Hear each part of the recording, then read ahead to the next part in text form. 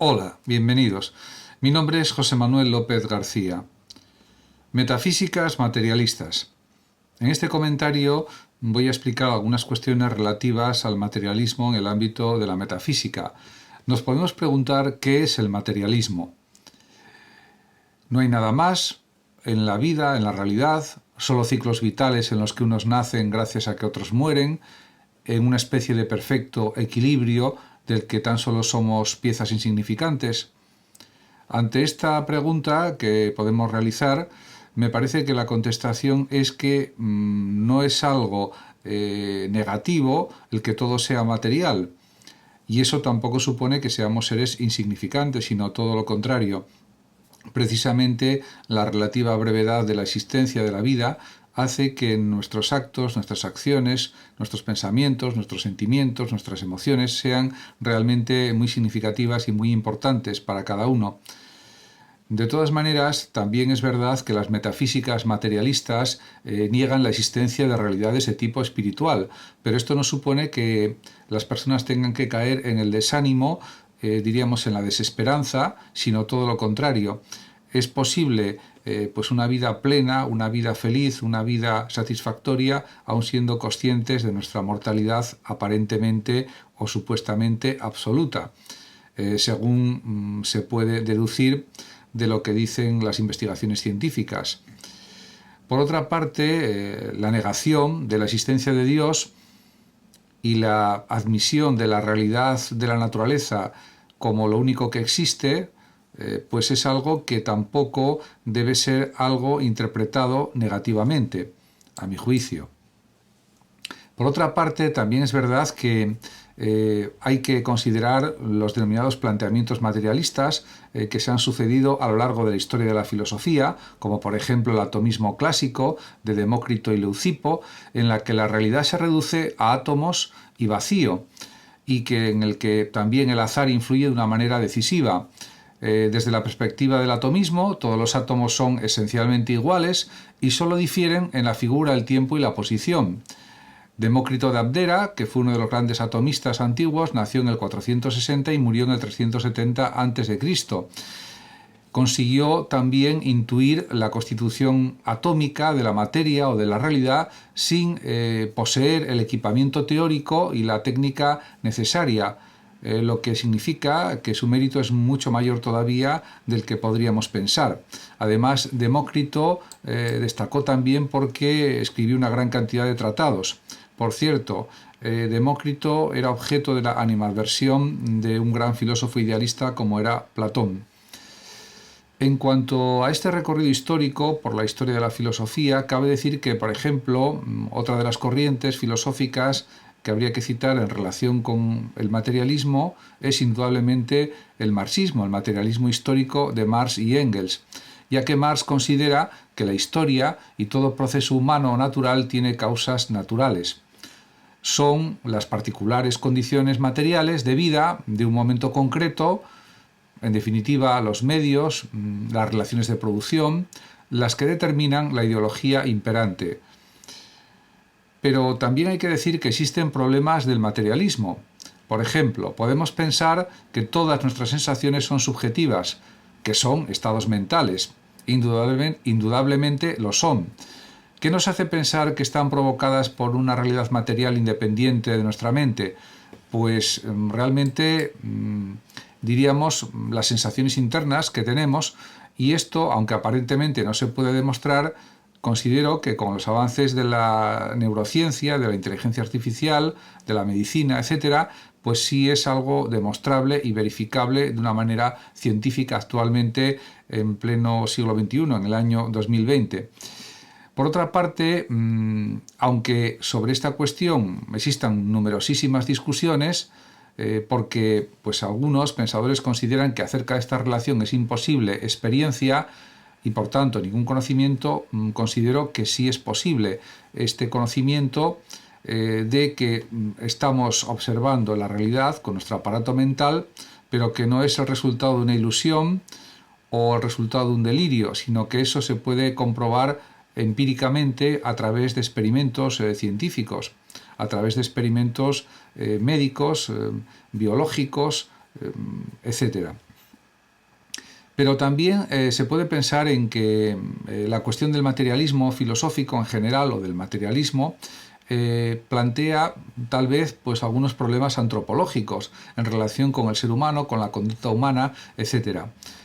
Al hacer, por ejemplo, extensivas las teorías materialistas a la concepción del ser humano, pues es verdad que pueden surgir ciertas dificultades o graves problemas. Por ejemplo, el determinismo, que presupone casi siempre pues, un mecanicismo, ya que todos los sucesos del mundo responden a inalterables leyes causales. En consecuencia, se dificulta, parece ser, la defensa de la libertad humana.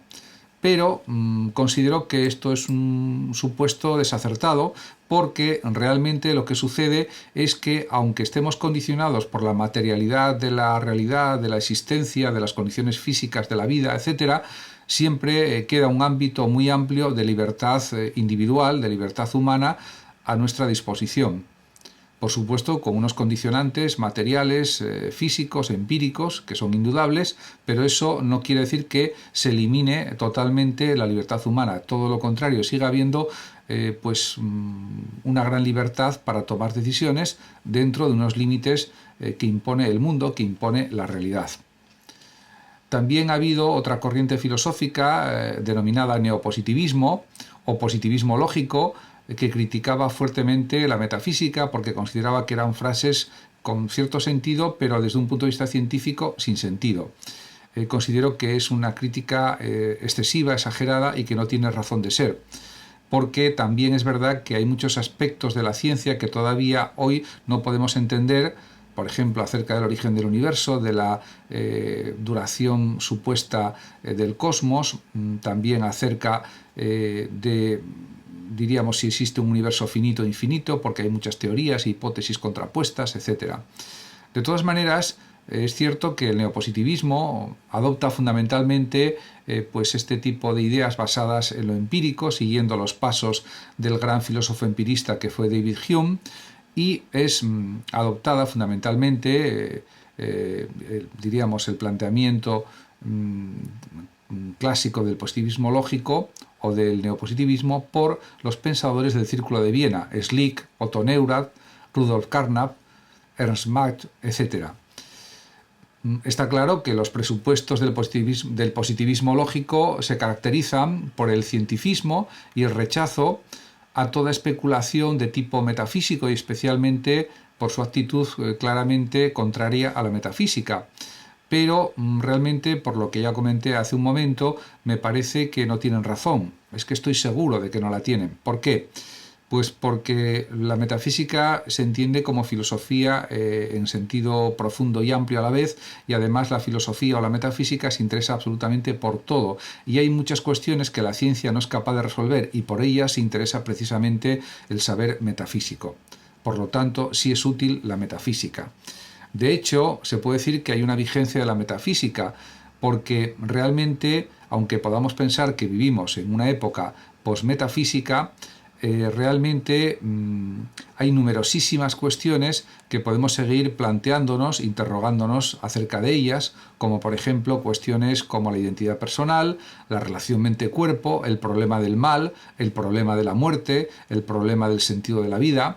Diríamos que la cantidad de aspectos que se pueden analizar, pensar, repensar, reflexionar en relación con la metafísica son innumerables. De hecho, para el propio Kant, la metafísica responde a una tarea, a una tendencia que es realmente inevitable e inherente a la condición humana, a la razón humana también. Por supuesto, Kant decía que la metafísica no es un conocimiento científico, y en eso se puede estar perfectamente de acuerdo, pero que es una necesidad de la razón humana y de la naturaleza de los hombres.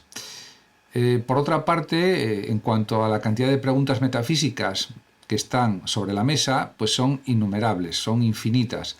Por ejemplo, ¿podrá la ciencia descubrir qué hubo antes del Big Bang, que sucedió hace unos 13.700 millones de años aproximadamente, y a través del cual surgió el universo que hoy conocemos, en parte al menos?